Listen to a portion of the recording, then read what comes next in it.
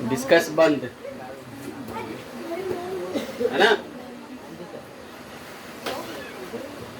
कौन पूरी गाने आता है? भोजपुरी नहीं, सब पूरी बाहर निकल जाएगा। तो ये क्या है? टेंस है। क्या है? टेंस नहीं। मान लेते हैं कि ये क्या है? कोई पिता है। क्या है? कोई पिता है। पिता मतलब पप्पा है ना। क्या है? पप्पा ना। पप्पे कहता है ना सब, बाबूजी है ना। तो मान लेते हैं कि ये टेंस क्या है? ये पिता है। और इस टेंस के कितने पुत्र हैं? 3 पुत्र हैं। पास्ट, प्रेजेंट, पास्ट और फ्यूचर। कितने पुत्र हैं? 3 पुत्र है। प्रेजेंट, पास्ट और फ्यूचर, ये 3 पुत्र हो गया। एक पिता के कितने पुत्र? आज जो टेंस पढ़ लिया 10-20 मिनट का क्लास है, बस उसी में पूरा टेंस कंप्लीट हो जाएगा अगर कंसंट्रेट होकर के पढ़ लिया तो। समझ रहे? देखो, तो इससे बाहर कुछ नहीं है टेंस में, पूरा इसी में समाहित है। इसलिए कंसंट्रेट होकर के फोकस करके सुनो, है ना। तो एक पिता के कितने संतान? 3। कौन कौन? Present, past and future. आया समझ में? अब तेरा सर सब में टेंस लगा हुआ है। तो टेंस क्या है? सरनेम है। टेंस क्या है? सरनेम है। सरनेम पूछते हो? टाइटल जो लगाता है ना। अब मान के लो कोई गुप्ता है ना, तो क्या लगाएगा? जैसे मान के लो ये गुप्ता है, इसके बाबूजी का नाम है मनोज, तो क्या लगाता है? मनोज गुप्ता। क्या लगाता है? मनोज गुप्ता। मनोज गुप्ता के 3 संतान है ना। मनोज गुप्ता के कितने संतान? 3 संतान। कितने संतान हो गए? 3 संतान हो गए, है ना। कितने संतान हो गए? 3 संतान हो गए। पहला हो गया अमृत, तो अमृत में क्या लगा लिया टाइटल? गुप्ता। क्या लिखेंगे? अमृत गुप्ता। क्या लिखेंगे? अमृत गुप्ता। दूसरा है गायत्री, है ना, तो क्या लिखेंगे? गायत्री गुप्ता। और तीसरा है साक्षी, तो क्या लिखेंगे? साक्षी गुप्ता। टाइटल लग गया, है ना। क्या लग गया? टाइटल लग गया, है ना। तो देखो ये टेंस जो है वो सबके साथ टाइटल्स लगा हुआ है, सरनेम लगा हुआ है। तो एक पिता के 3 संतान, कौन कौन? प्रेजेंट, पास्ट और फ्यूचर। आ रहा है समझ में? अब तीनों के कितने संतान? ये देखो, तीनों के कितने संतान? 4-4 संतान हुए। कितने? 4-4 संतान हुए। तो चारों जो है वो अलग अलग पिता के संतान है ना। लेकिन चारों का कि भले ही हम अलग अलग पिता के संतान हैं, लेकिन रहेंगे एक के साथ। रहेंगे एक के साथ, है ना। अलग अलग पिता के संतान होने के बावजूद भी रहेंगे एक के साथ, ज्वाइंट टुगेदर, है ना। ज्वाइंट फैमिली बन के रहेंगे हम लोग। देखो, तो जैसे प्रेजेंट टेंस है, तो प्रेजेंट टेंस के कितने संतान हुए? 4 संतान। कहने का मतलब 4 भेद हो गए। पहला हो गया प्रेजेंट इंडेफिनिट टेंस, दूसरा हो गया प्रेजेंट कॉन्टिन्यूअस टेंस, तीसरा हो गया प्रेजेंट परफेक्ट टेंस, चौथा हो गया परफेक्ट कॉन्टिन्यूअस टेंस। मतलब प्रेजेंट परफेक्ट कॉन्टिन्यूअस टेंस, मतलब पिता के साथ जोड़ दो सब में, तो हो जाएगा present indefinite tense, present continuous tense, present perfect tense, present perfect continuous tense. फिर अगर दूसरे पिता के साथ जोड़ो, मतलब पास्ट के साथ जोड़ो, क्या हो जाएगा? Past indefinite tense, past continuous tense, past perfect tense and past perfect continuous tense. ये हो जाएगा। अगर फ्यूचर के साथ जोड़ देंगे, future indefinite tense, future continuous tense, future perfect continuous tense, future perfect tense, और फोर्थ में हो जाएगा फ्यूचर परफेक्ट कंटिन्यूअस टेंस। आ रहा समझ में? सबका नाम एक ही है। सबका नाम क्या है? एक ही है। लेकिन अगर हम प्रेजेंट के तरह यूज करेंगे तो प्रेजेंट हो जाएगा, पास्ट के तरह यूज करेंगे तो पास्ट हो जाएगा, और फ्यूचर के जैसा यूज करेंगे तो फ्यूचर हो जाएगा। आ रहा समझ में? कोई डाउट? अब देखो यहाँ पर सबका जैसे स्ट्रक्चर यहाँ पर लिखा हुआ, पहले समझ लो कि इंडेफिनिट टेंस, तो सबका यूज करने पर डिपेंड। अगर प्रेजेंट की तरह यूज करेंगे तो प्रेजेंट होगा, पास्ट की तरह करेंगे तो पास्ट होगा, और फ्यूचर की तरह करेंगे तो फ्यूचर टेंस हो जाएगा। आ रहा समझ में? तो हम लोग सिर्फ देखते हैं इंडेफिनिट क्या होता है, कॉन्टिन्यूअस क्या होता है, परफेक्ट क्या होता है, और परफेक्ट होता है। तो देखो इंडेफिनिट क्या होता है, जिसका शुरुआत और अंत न पता हो, जिसका न तो शुरुआत पता हो और न अंत पता हो, उसे क्या कहेंगे, इंडेफिनिट टेंस कहेंगे। क्या कहेंगे, इंडेफिनिट टेंस। देखो वर्ड से ही मालूम हो रहा है इंडेफिनिट है ना, इंडेफिनिट जो अनिश्चित हो और डेफिनिट जो निश्चित हो।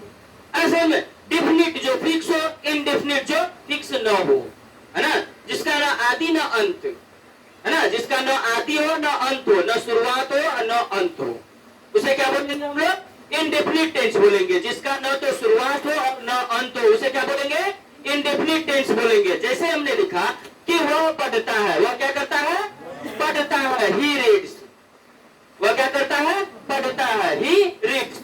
अब वह पढ़ता है तो कब से पढ़ता है, आई डोंट नो, कब से पढ़ता है पता नहीं, कब तक तो पढ़ेगा वो भी पता नहीं, और कब पढ़ता था वो भी पता नहीं, है ना। जिसका न तो शुरुआत पता है और न अंत पता है, वो क्या हो गया, इंडेफिनिट हो गया।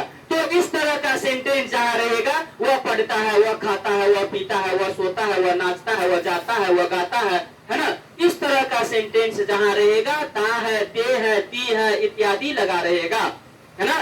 तो उसमें कौन सा टेंस लग जाएगा, इंडेफिनिट टेंस लग जाएगा। कौन सा टेंस लगेगा, इंडेफिनिट टेंस लग जाएगा। आ रहा समझ में। उसके बाद होता है कंटिन्यूअस।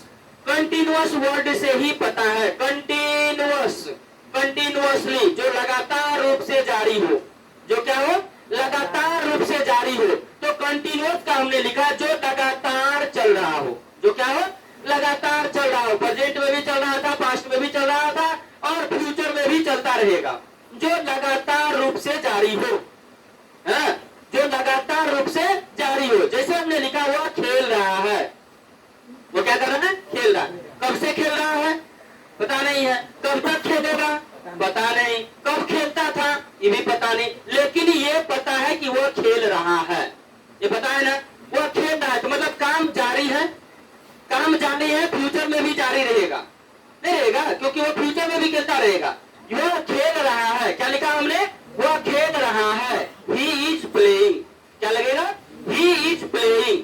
और फिर है परफेक्ट टेंस। परफेक्ट से ही पूरा पता चल रहा है कि परफेक्ट मतलब पूरा, जो पूरा हो, परफेक्ट मतलब जो पूरा हो, अरे समझ में, परफेक्ट मतलब जो पूरा हो, मतलब जो काम पूरा हो।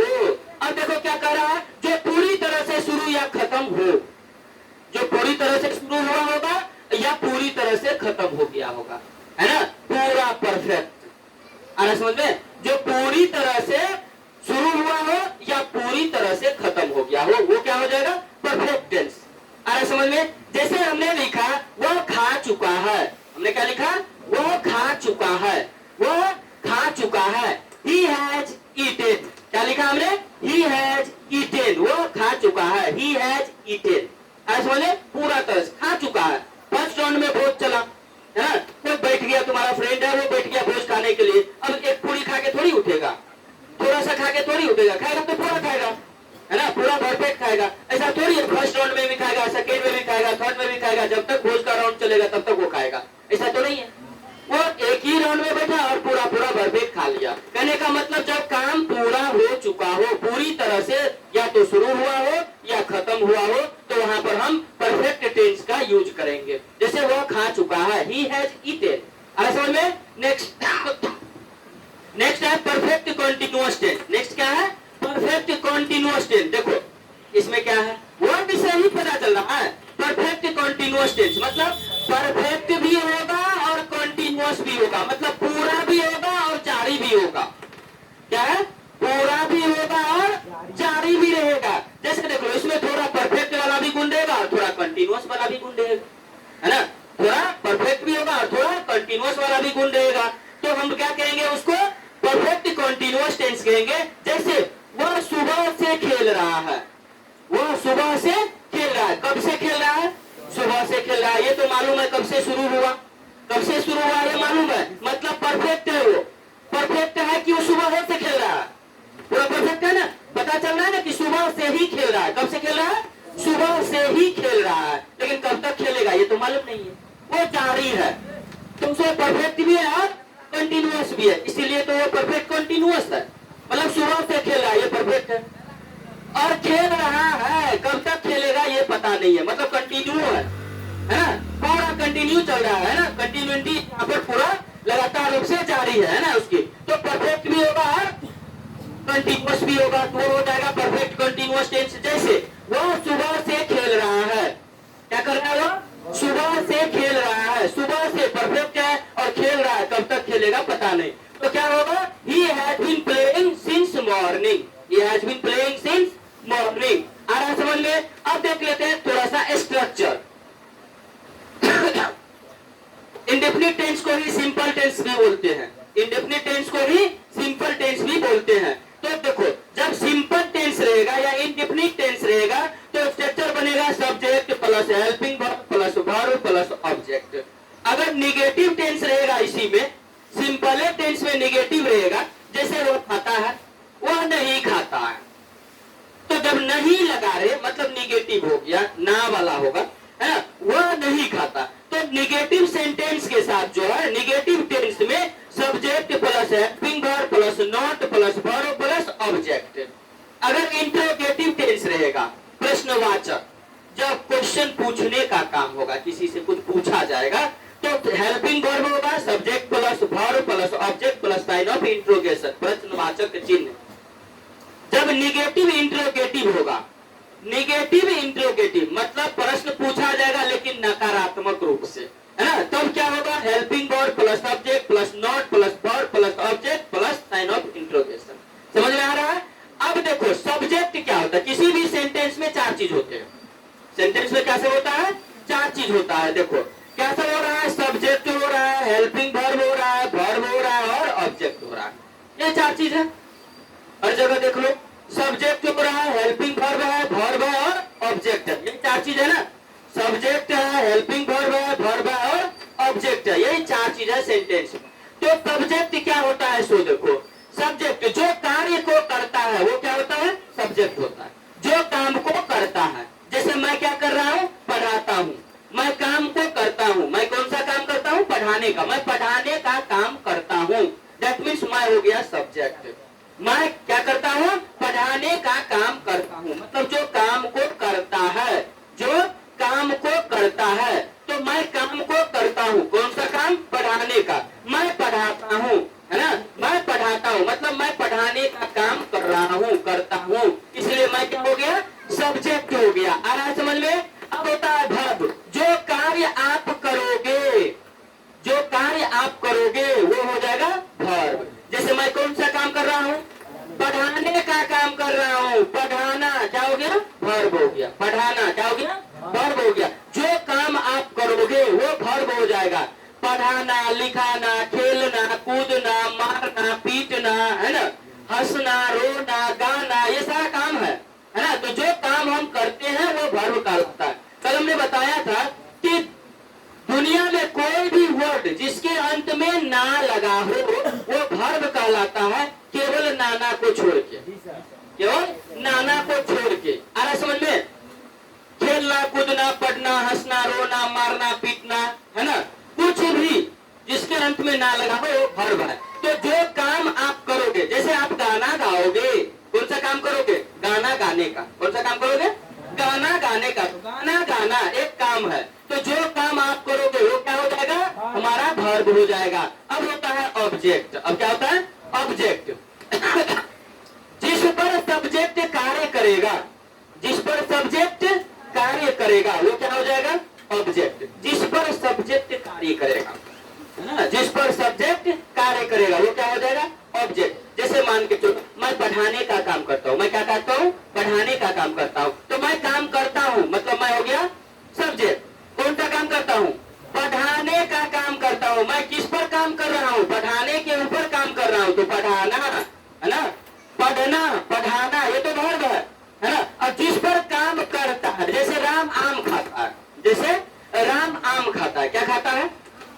आम खाता है। राम आम खाता है, तो खाने का काम कौन कर रहा है? राम कर रहा है। तो जो काम करता है वो क्या हो गया? सब्जेक्ट हो गया। जो काम करता है वो हो गया सब्जेक्ट। तो खाने का काम कौन कर रहा है? राम कर रहा है, तो राम हो गया सब्जेक्ट। किसको खाता है? आम को खाता है ना। तो कौन सा काम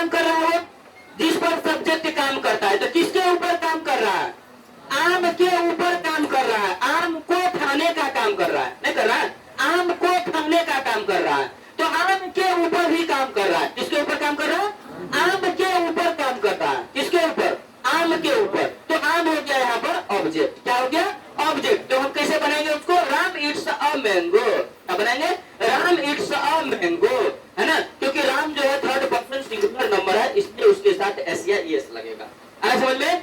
तो भारों में एस लग जाएगा, आया समझ में? तो Ram it's a mango, it मतलब खाना है ना, इट्स, इसीलिए वर्ब में एस लग गया, थर्ड पर्सन सिंगुलर नंबर हो तो वर्ब में एस लग जाएगा। अब यहाँ पर देख लो, तो ऑब्जेक्ट समझ लिया हमने, जिस पर सब्जेक्ट कार्य करेगा वो हो गया ऑब्जेक्ट, आ रहा समझ में? अब होता है हेल्पिंग वर्ब, और कौन सा होता है? Helping verb. अब क्या है? Helping verb. यहां देखो हमने लिखा हेल्पिंग वर्ब, सेंटेंस में 4 चीज है, सब्जेक्ट है, हेल्पिंग वर्ब है, वर्ब है, ऑब्जेक्ट है। हमने सब्जेक्ट बता दिया, ऑब्जेक्ट बता दिया, वर्ब बता दिया, अब है हेल्पिंग वर्ब। क्या है? Helping verb. तो हेल्पिंग वर्ब होता क्या सब है तो देखो, तो हेल्पिंग वर्ब होता है जब प्रेजेंट टेंस रहेगा तो हेल्पिंग वर्ब लग जाएगा डू और डज। क्या लगेगा? डू और डज। इंडेफिनिट टेंस के साथ V1, इंडेफिनिट टेंस के साथ ये V1 है ना, V1 है डू और डज। और जब क्या होगा? कंटिन्यूअस रहेगा, काम जारी रहेगा, तो V1 प्लस ING लग जाएगा उसमें, तो उसके साथ हेल्पिंग वर्ब लगेगा इज एम आर। क्या लग जाएगा? इज एम आर, जब कंटिन्यूअस टेंस रहेगा तो। और जब परफेक्ट टेंस रहेगा तो उसके साथ V3 लगता है, मतलब हैज और हैव लग जाएगा हेल्पिंग वर्ब। उसमें कौन सा लगेगा? हैज और हैव लग जाएगा हेल्पिंग वर्ब। जब पास्ट टेंस रहेगा तो उसके साथ हेल्पिंग वर्ब क्या सब लगेगा? डिड लगेगा, वाज वर लगेगा और हैड लगेगा। डिड लगेगा, वाज वर लगेगा और हैड लगेगा जब पास्ट टेंस रहेगा तब। ये सारा हेल्पिंग वर्ब है। और जब फ्यूचर टेंस रहेगा तो हेल्पिंग वर्ब क्या सब लगेगा? विल लगेगा, विल बी लगेगा और विल हैव लगेगा। इंडेफिनिट टेंस के साथ विल लगेगा, कंटीन्यूअस टेंस के साथ विल बी लगेगा, और परफेक्ट टेंस में जब सेंटेंस होगा तो विल हैव लग जाएगा। आ रहा समझ में? अब एक स्ट्रक्चर यहाँ पर यूज कैसे करेंगे सो देख लेते हैं। क्या लिखा हुआ है यहाँ पर? थर्ड पर्सन सिंगुलर नंबर के साथ। जब थर्ड पर्सन सिंगुलर नंबर में हो तो ही, सी, इट और name. Third person singular number क्या सब है? ही, सी, इट और नेम। इसके साथ लग जाता है इज, वाज, हैज और डज। इसके साथ क्या प्रयोग होगा? इसके साथ हेल्पिंग वर्ब। देखो थर्ड पर्सन सिंगुलर नंबर में जब सेंटेंस होगा, जब थर्ड पर्सन सिंगुलर नंबर होगा, जब थर्ड पर्सन सिंगुलर नंबर होगा तो ही, सी, इट और कोई भी नाम, दुनिया का कोई भी नाम के साथ helping verb is, was, has और डज का यूज होगा। विथ ऑल मतलब अन्य सभी के साथ, अन्य सभी के साथ डिड, हैड और विल का प्रयोग होगा। आ रहा समझ में? अब अगर इस सेंटेंस को पूरा समझ लिया होगा, स्ट्रक्चर को पूरा टेंस को समझ लिया होगा, तो एक प्रैक्टिस के लिए हम सेंटेंस पूछ रहे हैं कि वह स्कूल जा रहा है। ये कौन सा टेंस का सेंटेंस है? स्कूल जा रहा है। वह कहाँ जा रहा है? स्कूल जा रहा है। वह कहाँ जा रहा है? वह स्कूल जा रहा है।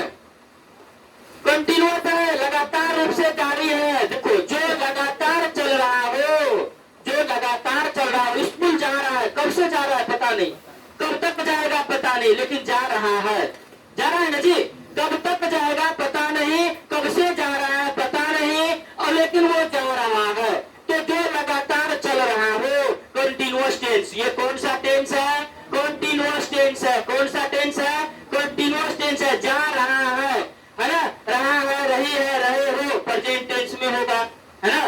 रहा है, रहे हो, रही हो, ये सब अगर अंत में लगा हो तो प्रेजेंट टेंस में होगा। मतलब ये हमारा जो सेंटेंस हो गया ये प्रेजेंट कंटीन्यूअस टेंस का हो गया। कौन सा हो गया? प्रेजेंट कंटीन्यूअस टेंस का जो है ये हमारा सेंटेंस हो गया। तो इसको कैसे बनाएंगे? प्रेजेंट कंटीन्यूअस टेंस में helping verb is, am, are लग जाता है, तो वर्ब का इंग्लिश होता है ही। और स्कूल जा रहा है तो ही के साथ देखो क्या लगेगा? इज लगेगा। ही के साथ हेल्पिंग वर्ब क्या लग जाएगा? इज लग जाएगा। तो ही इज कहाँ जा रहा है? स्कूल जा रहा है। तो पहले वर्ब देखो, subject plus helping verb, subject ही लगा दिए, हेल्पिंग वर्ब इज लगा दिए, उसके बाद वर्ब है तो वर्ब लग जाएगा क्या? वर्ब जाना है, यहाँ पर जा रहा है, जाना क्या है? वर्ब है। तो गो, गो में क्या लग जाएगा? ING लग जाएगा। यहाँ पर देखो कंटिन्यूअस है ना, तो continuous V plus ING, V1 plus ING, तो ये V1 है, इसमें ING लगा देंगे तो क्या हो जाएगा? ही इज गोइंग, कहाँ जा रहा है? टू, है ना? क्या लगा है? टू एक्शन वर्ब है। टू क्या है? एक्शन वर्ब है। इसके बारे में बाद में हम चर्चा करेंगे एक्शन वर्ब में। तो ही इज गोइंग टू, कहाँ जा रहा है? इसको यहाँ लिखेंगे।